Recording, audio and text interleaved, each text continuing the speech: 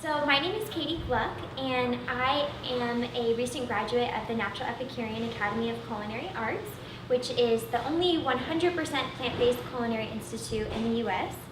And I graduated about 6 months ago, and I've gone ahead and started my own business called Katie's Healing Kitchen. And I teach 100% plant-based cooking classes, but more than that, I focus on how you can use food to heal disease and the healing properties of food. So right now I'm in my parents' restaurant, the Wine Vault and Bistro, and this is where I teach all of my cooking classes. All of my cooking classes are always paired with wine, so it's really a fun experience. You get to try the right wine with the food, and it's more of a dining experience than a traditional cooking class would be. Today we're going to be making a sun-dried tomato and basil white bean pate. The base of our pate is going to be cannellini beans. So cannellini beans are going to be a really great source of protein and fiber. So I really like using beans in a lot of my cooking. A lot of people are very concerned when you talk about veganism and vegetarianism about where do you get the protein, right? That's the #1 question I think that we all get. So beans, nuts, legumes, a lot of those have very similar protein contents to meat, but they don't have the saturated fat, and they don't have the calories, and they have a lot more fiber than meat. So it's going to be much healthier for you.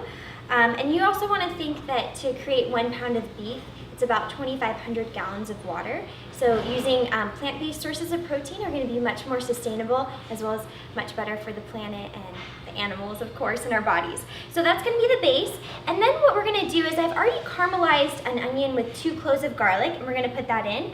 And onion and garlic are really rich in sulfur, so anything really high in sulfur is going to be extremely anti-cancerous. And then we're going to add just a cup of basil. Basil is such a great ingredient to add to a lot of dishes. It's very antibacterial and antimicrobial. And I just wanted to show you this really quickly. One of my favorite ways to store herbs, because they go bad really quickly, is if you just wet a paper towel and roll your herbs in it and then put it in a Ziploc bag.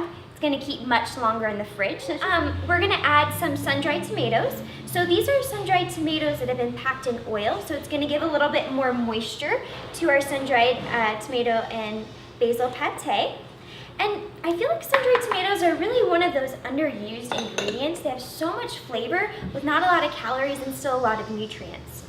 And then we're just going to add a half lemon, the juice of half a lemon. So lemon is extremely detoxifying. I usually start every single morning with a cup of warm water, not hot water, warm water with lemon. It's really detoxifying, whereas if you use hot water, you can actually destroy some of the vitamin C in the lemon. So another little tip. And then I'm gonna add just about a teaspoon of salt here, just to bring out the flavors. And then last but not least, I'm going to use a tablespoon of a roasted garlic olive oil. Now if you can't find this, you could always use just regular olive oil and add a little bit more garlic to your dish here. And then I'm just going to pop my lid on here and we'll go ahead and blend this.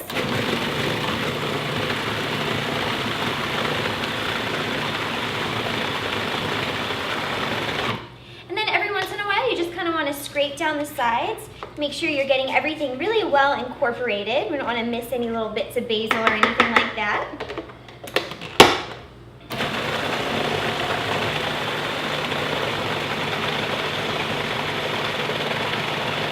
And you can see how quickly this whole dish comes together. It took me less than 5 minutes to make this.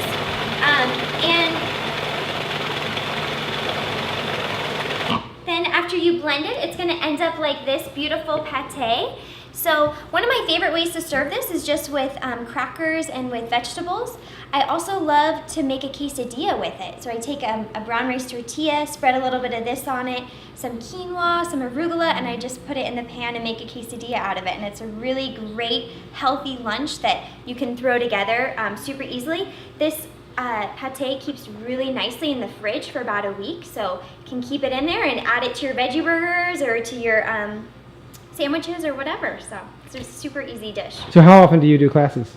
I teach about twice a month right now, and I'm hoping to start teaching more. So tell me some of the dishes that you've done in the past. Okay, so everything I do is completely vegan. all gluten-free and all sugar-free, and for the most part soy-free.